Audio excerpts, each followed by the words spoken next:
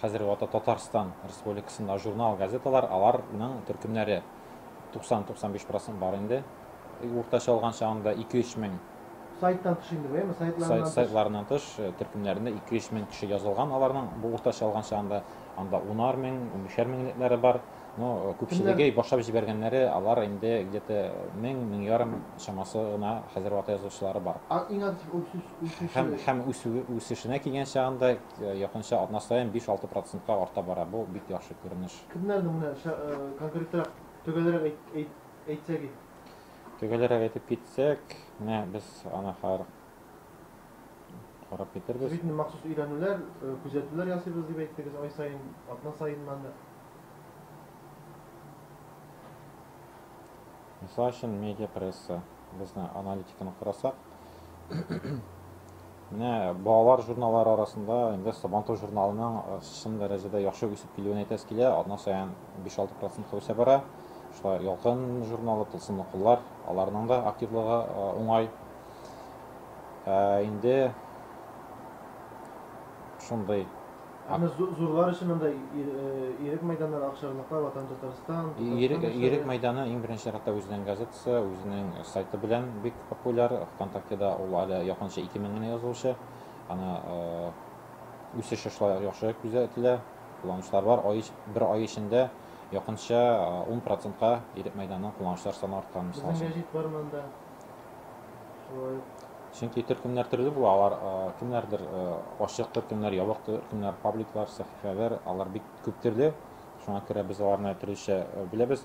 Монда инде үсешкә килгән чагында Болгар радиосының үсешен әйтеп китәсе килә. Бик яхшы Татарстан радиосы, Радио Татарстаны, Казанлылары төркемнәре, журналы, алар инде язучылар саны арту бару буенча бик уңай күренеш. Бу интернетта. Бу ягъни алар нукта кагаз абунәчеләре, кагаздан алучылар, язылучылар кимәдә, алар инде хәзер арттыралар активлыкны интернетта.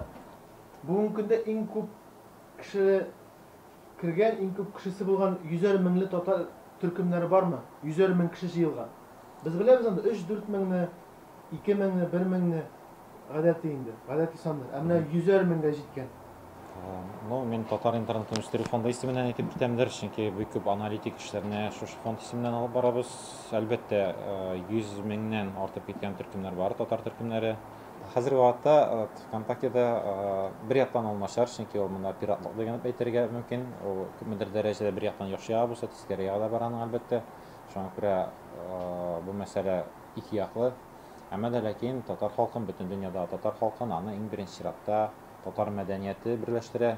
Ягъни ВКонтакте шелтәрендә татар җырлары, татарча клиплар, менә шундай мәгълүмат урнаштырган төркемнәр. Ягъни татар җырлары күп булган төркем иң хәзер вакытта менә татар кулланучыларын ул татар телен беләме, юкмы, әмма ләкин алар рухи яктан татар мәдәниятен күңелләре тарта. Шуңа күрә татар җырлары ул кешенең нинди телдә сөйләшүенә карамастан кулланучыларны җәлеп итә, чөнки анда моң бар, анда үзенә күрә татарлык бар. Татар интернеттан тагын бер бәйгесе турында әйтеп китәсе килә. Ансы безнең ГЕШ татнатчылар дип атала. Без 1-9 класста укучы балалар ясаган сайтларны бәяләдек. 30-дан артык сайт килде. Бу инде Чаллы шәһәрендәге Мулла Нур Вахитов исемендәге 2нче гимназияның инициативасы. Әлеге укытучылар белән берлектә без әлеге гимназия, әлеге гимназияның җитәкчелеге, укытучылары белән берлектә без шундай бәйгене башлап җибәрдек быел беренчесен. Бу Чаллыда гына ясадылармы шулай? Бу Чаллыда кабул ителде. Әкренләп кенә икенче сырага күчәм. Һәм дә ләкин татарча сайтларның активлыгы кайчан булачак? Әгәр дә бу мәгълүмат уникаль булса. Әгәр дә безнең нинди чара үтә икән, нинди әйбер оештырыла, нинди яңалыклар без рус теленнән, инглиз теленнән тәрҗемә итмичә, әгәр дә үзебезнең репортерлар, үзебезнең журналистлар нинди булса чараларда актив катнашып күреп, үзләре язып, үзләре уникаль эшләп һәм аналитика булса, менә бу әйбер кулланучыларны тартачак. Менә бу дәүләт проектларында катнашу мөмкинлеге бармы татар сайтлары белән? Безнең грантлары табу мөмкинлеге. Грантлар бар, менә шулай күптән түгел Татмедианың да гранты булган иде ноябрь айларында. Мәдәният министрлыгы белән берлектә менә без белем җәһәрләрен үткәрәбез. Грантлар булып тора. Безнең Мәгариф министрлыгының юный программист дигән конкурсы бар. Без инде 2007 елдан бирле әлеге проектларда, әлеге конкурста татарча сайтларны актив ясатырга тырышабыз. Аны әйдәгез, катнашыгыз шундый. Безнең инде быел юный программист конкурсында мәгариф министрының жюридә 100% татарча белгән кешеләр утыра иде, мисал өчен. Аны шул азатлыкта 2007 елда язып чыкканнар иде, 2006-дан соң татарча жюрида аңламый дип, андай бер чынлыкта юк дәрәҗәсендә иде ул. Ягъни монда хәзер аңлау бар инде, министрлыктан да аңлау бар, дәүләттән дә иң мөһиме белгечләр кирәк. Белгечләр кирәк. Һәм белгечләргә киләчәк өчен ниндидер өмет. Ягъни менә бу татар интернетын популярлаштыру кирәк. Ярар, алар әзер ди. Аларны эшләтә аласызмы? Аларга эш хакы кирәк булачак. Сезнең ресурсларда эшләттерү өчен, шул татар ресурсларында эшләттерү өчен, редакциягә кертеп утыртыру өчен, дизайнерларны җәлеп итү өчен, программистларны җәлеп итү өчен. Аларның бит уртача хезмәт хакы ялгышмасам 100 меңнәр белән. Менә шуңа күрә кирәк бизнес-план. Татарда бизнес-план юк дисең инде. Татар сайтларында. Күп кенә татар проектларында алар бизнес-план белән Энтузиазм белән ачылалар да. энтузиазм белән ачылалар һәм энтузиазм белән ябылалар.